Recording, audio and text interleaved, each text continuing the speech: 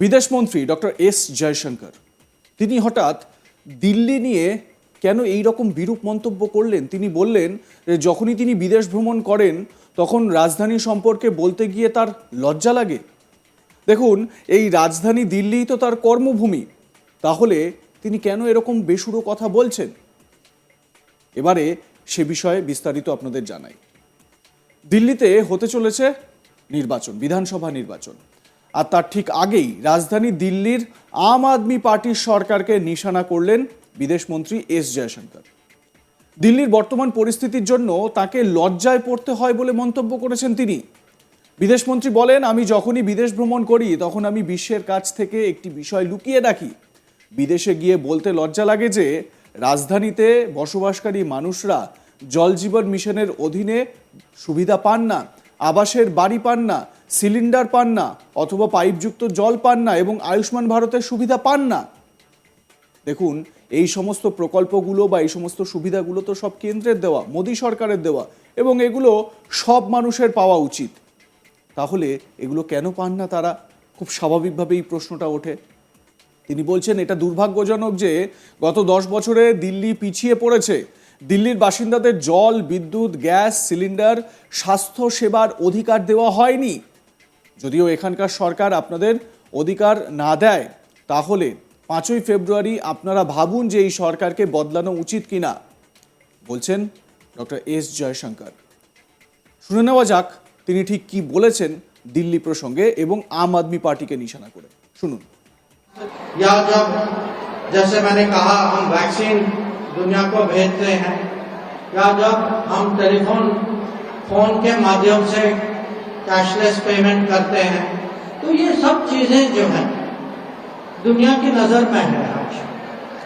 और एक बहुत बड़ी चीज है, जब भी मैं बाहर जाता हूँ, देश के बाहर जाता हूँ, तो बाकी सरकारें, बाकी नेता जो है हर बार मेरे से पूछते हैं कि ये मुझे समझाइए, आपके यहाँ बहुत बड़ी चीजें हो रही हैं। हम जानते हैं कि लोगों को फ्री राशन मिलता है, लोगों को घर मिलता है, लोगों को बिजली मिलती है, लोगों को पानी मिलता है, लोगों को गैस सिलेंडर मिलता है, और एक बड़ी माने संख्या इतनी बड़ी है कि अगर आप देखें जितने लोगों को घर मिलता है पूरी जापान के आबादी से ज्यादा है, जितने लोगों को सिलेंडर मिलता है जर्मनी की आबादी से ज्यादा है। तो ये मैं बहुत गर्व के साथ दुनिया के सामने रखता हूं, पर मैं दुनिया से एक चीज में छिपाता हूं, और ये मुझे छुपाना पड़ता है। मुझे देश के बाहर जाकर शर्म आती कहने में कि भारत के राजधानी में घर नहीं मिलता, भारत के राजधानी में गैस सिलेंडर नहीं मिलता, भारत के राजधानी में जल जीवन मिशन पाइप पानी नहीं मिलता, भारत के राजधानी में आयुष्मान भारत का फायदा नहीं है। तो आप ही सोचिए, हम सब जो हैं राजधानी के निवासी हैं, ये हमारे एक किस्म से हमारे दो जिम्मेदारी है। हम भारत के निवासी, भारत के नागरिक, और राजधानी जो है, राजधानी पूरी दुनिया के लिए एक मैं कहूँगा रास्ता है, एक गेटवे है, जहाँ पूरी दुनिया पहले दिल्ली आती है। जो दिल्ली की छवि है वो भारत की छवि। दिल्ली तो एक मॉडल होना चाहिए कि जो भी भारत में हो रहा है उससे अच्छा दिल्ली में होना चाहिए। पर यह दुर्भाग्य का विषय है कि पिछले 10 साल में कहीं दिल्ली पीछे रह गया, और ये नहीं है कि दिल्ली पीछे रह गया, इसका मतलब है कि आप जो हैं दिल्ली के निवासी, आप लोगों को अपना हक नहीं मिला। पानी, बिजली, घर, गैस सिलेंडर, हेल्थ ट्रीटमेंट, स्वास्थ्य, मेडिकल, ये आपका हक है। अगर यहाँ की सरकार आपको अपना हक नहीं दे रही, तो 5 तारीख को आप भी एक बार सोच लें कि ये सरकार बदलना चाहिए या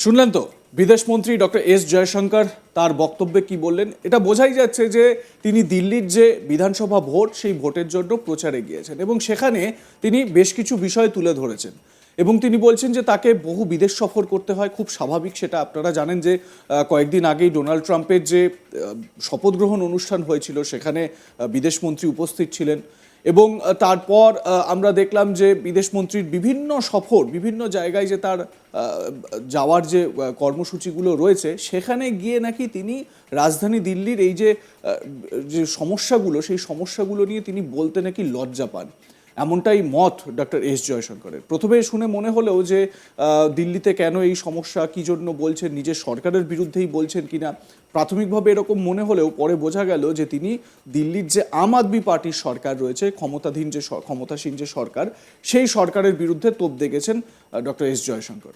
প্রসঙ্গত তিনি ছিলেন প্রথমে আমলা, সেখান থেকে উঠে এসে বিদেশমন্ত্রী হয়েছেন এস জয়শঙ্কর। সেভাবে খুব একটা ভোটের প্রচারেও দেখা যায় না তাকে। তবে এবার অবশ্য দিল্লিতে ভোট প্রচারে তাকে নামিয়েছে গেরুয়া শিবির।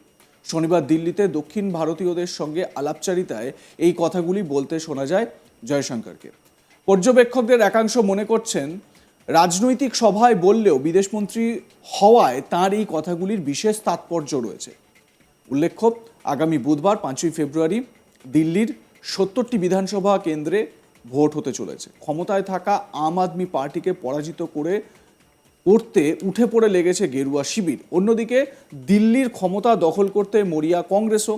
তবে শেষ হাসি কে হাসে তা অবশ্য জানা যাবে 8ই ফেব্রুয়ারি রেজাল্টের দিন। আপনাদের বলে রাখি যে 21 বছর দিল্লিতে বিজেপির সরকার নেই, মানে বিজেপি ক্ষমতায় নেই। হ্যাঁ, দিল্লিতে যে বিধানসভা রয়েছে সেই বিধানসভার ক্ষমতায় গেরুয়া শিবির নেই। দীর্ঘ বেশ কয়েক বছর, 21 বছর ধরে সেখানে গেরুয়া শিবিরের হাতে একেবারে ভাড়ার শূন্য বলা যেতে পারে। প্রথমে কংগ্রেস এবং তারপর এই মুহূর্তে আম আদমি পার্টি, তারাই সরকারে রয়েছে।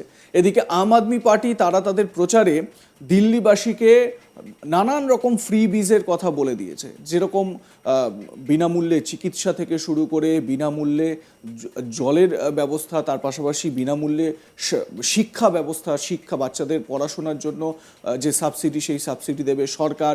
তার পাশাপাশি বিদ্যুতের যে বিল, সেই বিদ্যুতের বিলে বড় ছাড়ের ঘোষণা করেছে দিল্লির সরকার।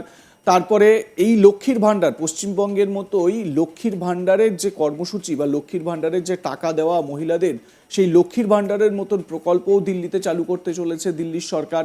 মহিলাদের হাতে 2100 টাকা করে দেওয়ার একটা প্ল্যানিং চলছে এবং সেই ঘোষণাও করেছেন দিল্লির আম আদমি পার্টির বড় নেতা বা সিনিয়র নেতা অরবিন্দ কেজরিওয়াল।